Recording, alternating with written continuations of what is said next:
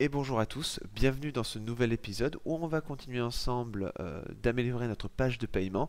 Et ici, ce que j'aimerais faire, ça serait ajaxifier le tout, d'accord, de façon à pouvoir traiter plus tard des choses au niveau de notre contrôleur. Donc par exemple, vider le cart, hein, vider le panier si le paiement s'est bien déroulé, ou encore enregistrer des données en base de données, comme par exemple la commande avec à l'intérieur le montant ou l'idée de l'utilisateur quand on aura mis un système d'authentification.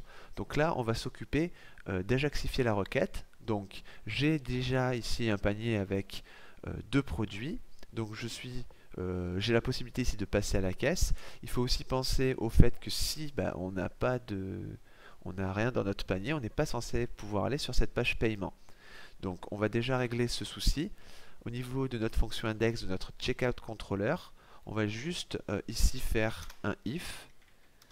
Et dans le cas où notre carte count est inférieur ou égal à 0, donc on n'oublie pas d'importer ici la façade du carte, eh bien on fait un return redirect sur la route payment, c'était product.index. Voilà, impeccable. Donc a priori, si je n'ai plus ici de produit et que je veux aller sur slash paiement, ça ne fonctionne pas, on est redirigé, impeccable. Alors de la même façon, lorsqu'on essaye, je remets des produits dans le panier, de passer à la caisse, on ne doit pas avoir la possibilité de cliquer plusieurs fois pendant le processus. Donc ce qu'on va vouloir faire ici, au niveau de notre index.blade.php dans notre dossier checkout, c'est à la soumission de notre formulaire, ici, on va avoir peut-être envie de récupérer notre submit button et de mettre un disabled à true, de façon à ce qu'on ne puisse plus recliquer dessus. Dans le cas où il y a eu une erreur, par exemple, on le remettrait à false. Donc voilà, ça c'est des petites choses auxquelles on peut avoir envie de penser. Donc maintenant, l'idée, ça serait peut-être de se créer déjà ici dans la fonction store une route pour savoir vers quoi on va envoyer notre formulaire. Parce que pour l'instant, je ne sais pas si vous vous souvenez, mais le formulaire ne menait à rien. D'accord, on n'en avait pas besoin, on faisait tout en JavaScript. Là, maintenant qu'on va utiliser Ajax, on va utiliser notre requête pour envoyer quand même des choses à notre serveur. Donc, on va aller sur web.php et on va se créer dans les routes une route en poste, donc qui sera slash paiement, et on va préciser ici checkout controller, et ça sera par exemple, alors peut-être pas la fonction store, parce qu'on peut-être la fonction store, oui, parce qu'on enregistrera plus tard les commandes en base de données, donc on va garder ça, et donc ça sera checkout.store. Donc maintenant, on sait vers où envoyer, vers où préciser l'action de notre formulaire. Donc, on va revenir sur notre vue, et au niveau de l'action, rien de plus simple, on précise la route checkout.store. Alors, on va aussi préciser la méthode qui sera une méthode post, et on va rajouter une idée qui sera payment form pour pouvoir récupérer en JavaScript notre formulaire un peu plus tard. On va rajouter ici un token CSRF pour la forme, et ensuite on va passer à notre traitement. Donc on va avoir envie de faire des choses et de passer dans notre fonction store dans le cas où le result payment statut a réussi. Donc l'idée ici, je vais supprimer les commentaires, ça serait, et même le console log, ça serait peut-être déjà de définir les variables dont on aurait besoin. Donc on va se faire une variable déjà forme pour récupérer notre forme. Donc on fera un document.getElementById, et nous on avait fait une idée payment-form. De la même façon, on va vouloir récupérer peut-être l'URL de notre action, puisqu'on a prévenu par défaut le comportement ici de ce formulaire-là, il ne s'enverra pas comme on a l'habitude de l'envoyer. Donc il va falloir le faire avec Ajax. Donc pour ce faire, on va avoir besoin de récupérer l'URL. Donc ici, je veux récupérer l'action qui contient le lien, ma route. Alors, du coup, on va se faire un var URL et ça sera forme, histoire de reprendre la variable qu'on a créée au-dessus, point action. Impeccable. On va peut-être aussi se créer une var redirect qui sera /merci. Donc on redirigera en JavaScript sur cette page-là lorsque la commande a été passée, histoire de dire merci d'avoir passé votre commande. Ensuite, on va également avoir besoin, alors je vais peut-être le mettre en premier, de récupérer ici une var paymentIntent qui contiendra result.paymentIntent ici, et qui est un objet du coup de Stripe qui contient des informations importantes, comme par exemple la devise ou le montant, ou encore l'idée de la commande. Ça, c'est des choses qu'on va utiliser pour plus tard, hein, enregistrer ça en base de données. Et ensuite, pour l'instant, ça ira. Étant donné qu'on va passer ici une requête Ajax, on va avoir besoin ici de renforcer la sécurité peut-être en se mettant une nouvelle méta au niveau des failles XRF. Donc ce que je vais faire, c'est me rendre dans la documentation Laravel et taper par exemple Laravel Ajax CSRF.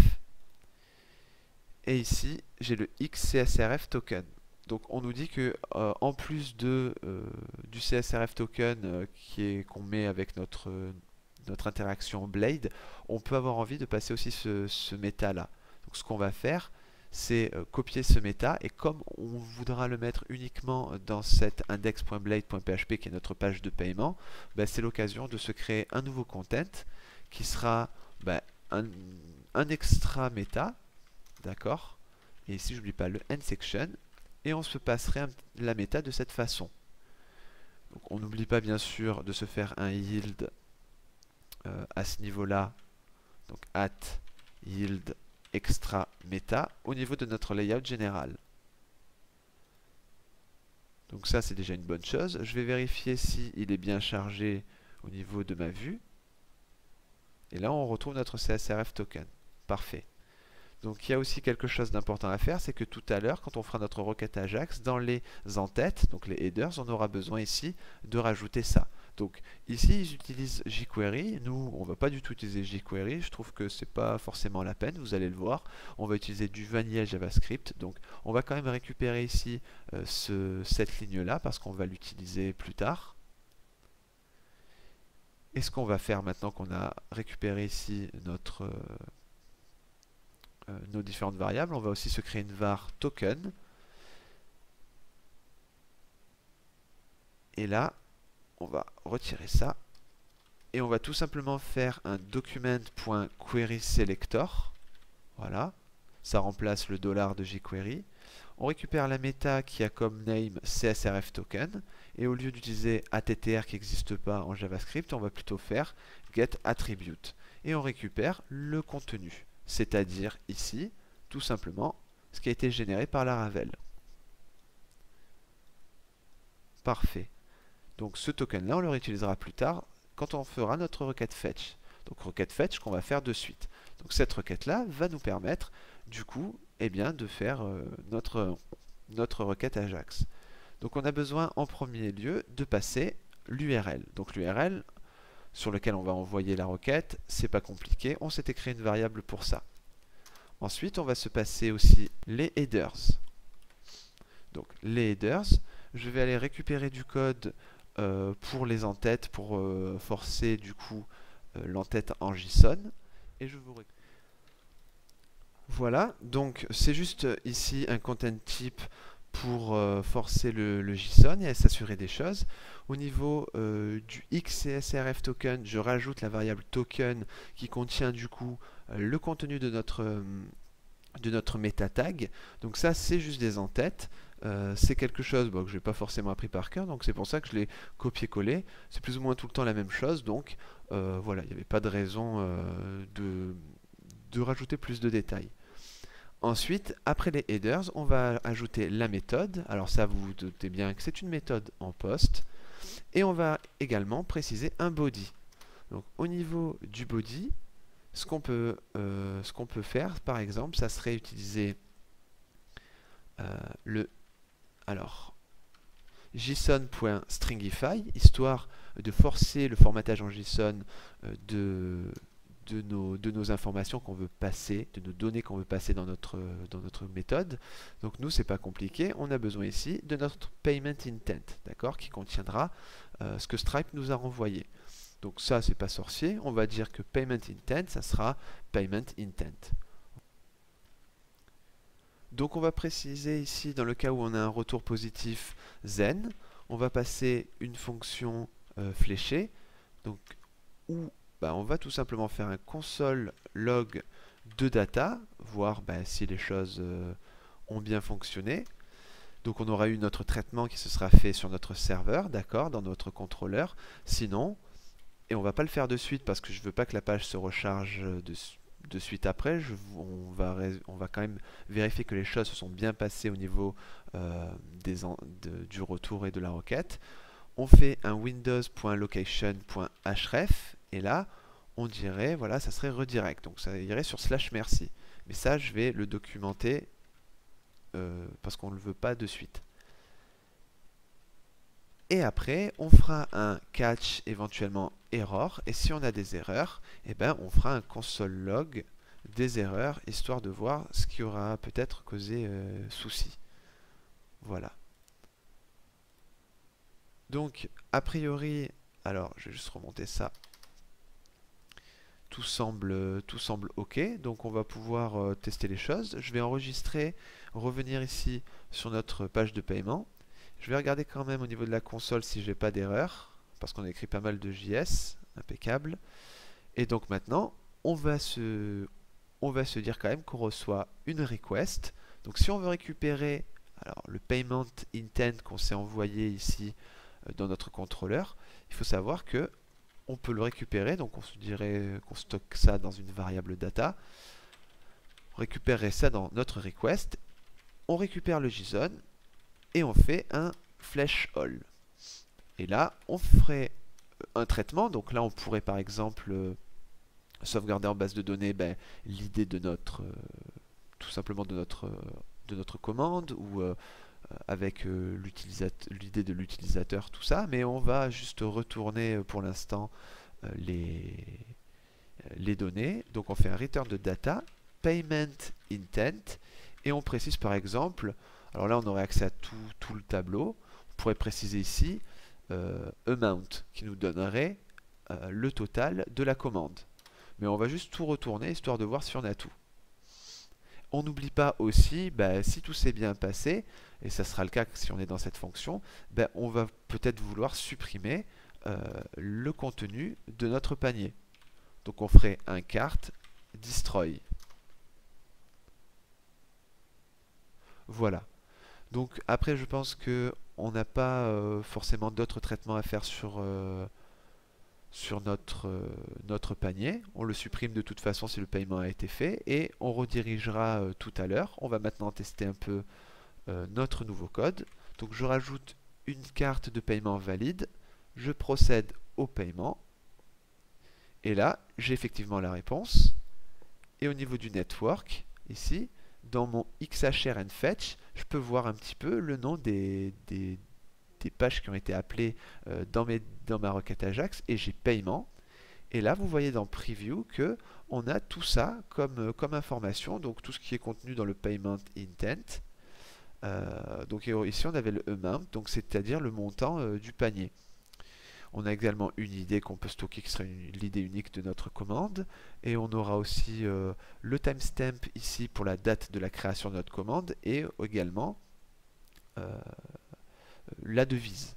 Alors ici sur mon dashboard, j'ai bien 242 € ici qui ont été ajoutés. Donc le code est toujours fonctionnel et effectivement, on a le code, enfin on a le montant ici en centimes, mais c'est toujours quelque chose de valide. Alors de la même façon, ici, si vous avez envie de rajouter plus d'informations à Stripe côté Stripe, vous pouvez préciser ici des metadata. Et par exemple, vous pouvez rajouter le user ID, d'accord? Et ici, bon, on n'a pas mis notre système d'authentification, mais normalement, vous savez, on pourrait récupérer ici l'idée de cette façon, avec le hot user ID, qui serait l'utilisateur connecté. Mais on va juste, par exemple, dire qu'il a l'ID 15. Comme ça, on pourrait envoyer ça au niveau de notre compte Stripe et on pourrait récupérer les données aussi. Donc ça, c'est pas quelque chose qu'on va utiliser pour l'instant. On a vu déjà comment récupérer un peu tout ça au niveau de notre back-end. On va juste se créer la redirection, donc la page de remerciement. Parce que là, si je réactualise, on voit que ici notre panier a bien été vidé. Donc on va faire quelque chose d'assez simple. On va aller dans notre web.php. On va se créer une route en get qui sera /merci. Et on va juste faire une fonction anonyme qui va retourner la vue checkout.thankyou. Voilà. Au niveau de notre checkout, on va se faire un new file thankyou.blade.php. On va étendre de master layouts.master et on va se créer une section content et on va se mettre un H1 merci d'avoir passé la commande ou plutôt votre commande a bien été prise en compte. Voilà, le wording c'est pas toujours évident.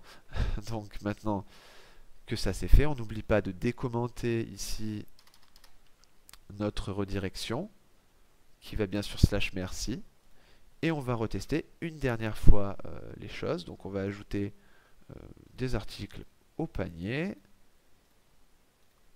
et on va passer à la caisse. Donc 578,90 €. Alors là c'est vrai qu'on n'a pas de retour à ce niveau là, on ne sait pas combien on doit payer. Donc ce que vous pouvez faire éventuellement, ça serait bon, je sais pas trop, mais vous pouvez ici mettre entre parenthèses, on va utiliser le helper getPrice qu'on s'était créé, qui contiendrait carte totale. J'ai oublié ici la parenthèse. Voilà, donc on procède au paiement 578,40. Voilà, ça fera quasiment 1000 €. On va se rajouter ici la carte. On procède au paiement.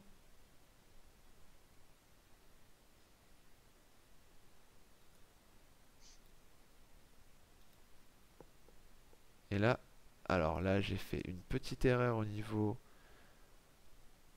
Oui, j'ai dit Windows alors que c'était juste Windows. Donc je pense qu'ici que le paiement a fonctionné. Voilà, mais par contre, on va juste refaire une dernière fois pour voir si la redirection fonctionne bien. Je passe à la caisse, je rajoute ma carte, je procède au paiement. Et là, je suis redirigé et mon panier a bien été vidé. Impeccable. Et ici, j'ai encore été crédité du montant du panier. Donc voilà comment